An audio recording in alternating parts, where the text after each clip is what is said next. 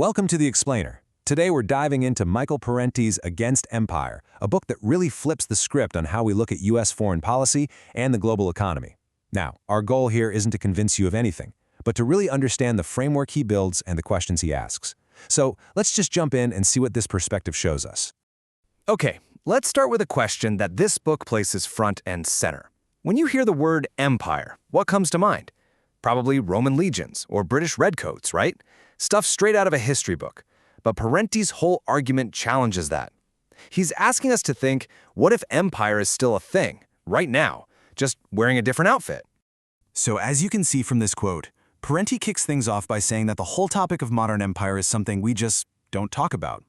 He argues that the language we use to discuss global power has been deliberately softened.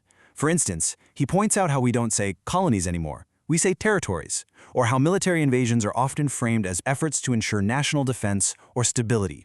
He wants to cut right through all that. To really get a grip on his argument, we're going to follow his roadmap, step by step. First, we'll figure out what he actually means by the word imperialism. Then we'll look at what he says is the engine behind it all. After that, we'll tackle some common ideas about global poverty that he calls myths. Then we'll see what this new empire looks like, and finally we'll explore the hidden costs he claims it has, even for those of us at home. Okay, so let's start with the absolute basics. What in the world does Parenti mean when he uses a loaded word like imperialism? Defining this is absolutely key to understanding everything else he says. Okay, so here's Parenti's definition, and you really got to pay attention to the specific words he's using here. He's not really talking about planting flags or old-school military conquest. For him, imperialism is an economic process. It's all about one country's powerful financial interests taking control of another country's stuff, their land, their workers, their resources, their markets, all to make themselves richer. This economic focus is the key that unlocks his entire argument.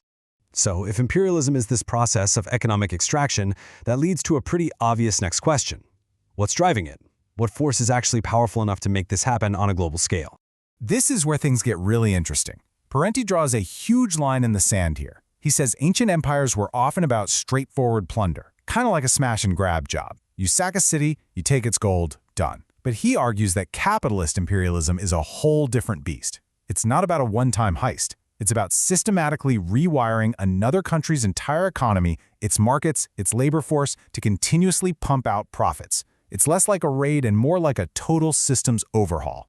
And according to Parenti, this constant need to expand isn't just a choice, it's baked right into the system's DNA. The core logic is simple, right?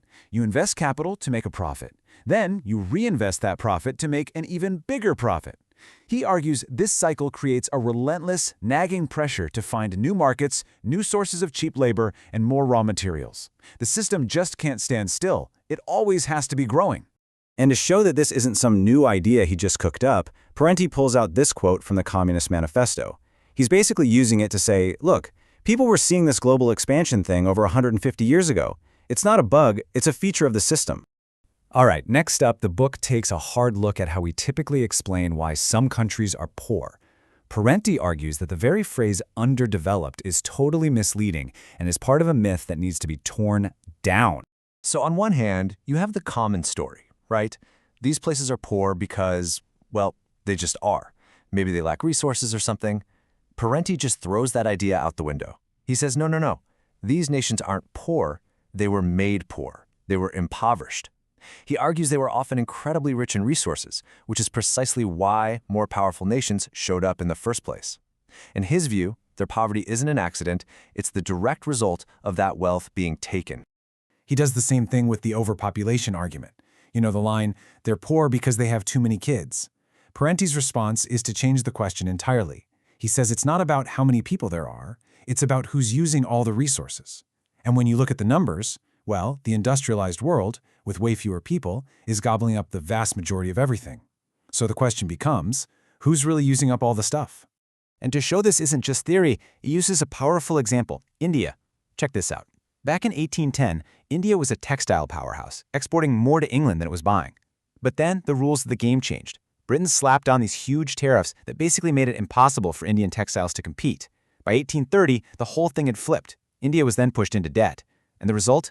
By 1900, the average person's income had absolutely cratered.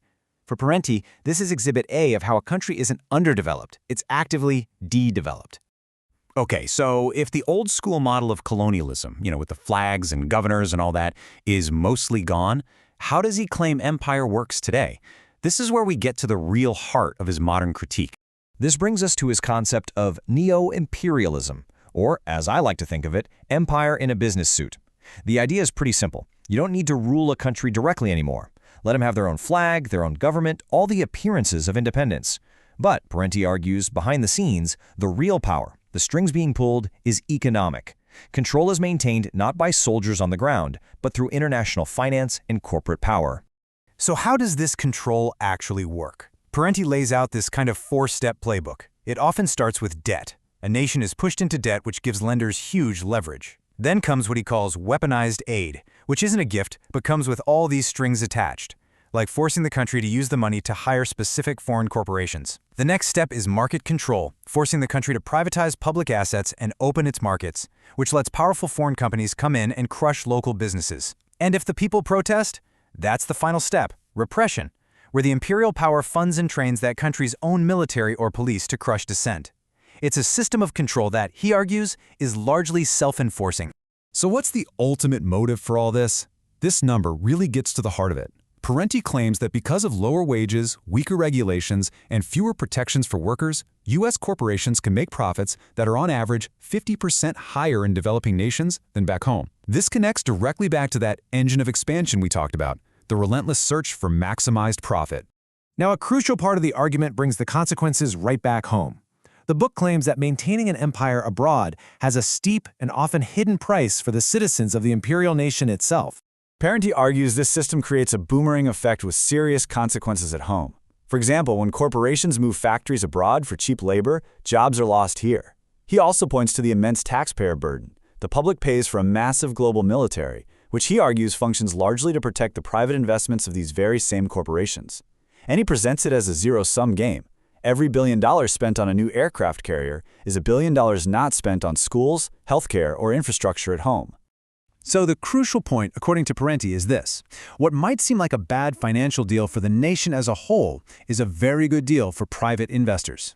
The gains, he argues, are privatized, while the costs and the risks are socialized, pushed onto the public. This leads to the book's central conflict, which Parenti frames as a fundamental struggle between the needs of a domestic republic and the demands of a global empire. This slide really gets at the core tension he's describing. A republic, in theory, exists to serve the needs of its people at home. But an empire, he argues, has to constantly feed itself by taking resources from that same population, their tax dollars to fund the military and their children to serve as soldiers. The needs of the republic and the appetite of the empire are, in his view, in a constant state of conflict. Ultimately, he frames this entire issue as a struggle for democracy itself. When he uses the word plutocracy, he just means rule by the wealthy. So the quote is saying that when ordinary people organize against the power of the wealthy, well, that's democracy in action. And it leaves us with a final, stark question. Who is our system truly built to serve? The public interest or the private interests of a powerful few? By presenting these ideas from against empire, the goal isn't to have you agree or disagree, but to understand this critical framework. Viewing the world this way raises fundamental questions about power, wealth, and foreign policy. It's one lens through which to analyze global events, and considering what that lens brings into focus and what it might leave in the shadows is the real takeaway.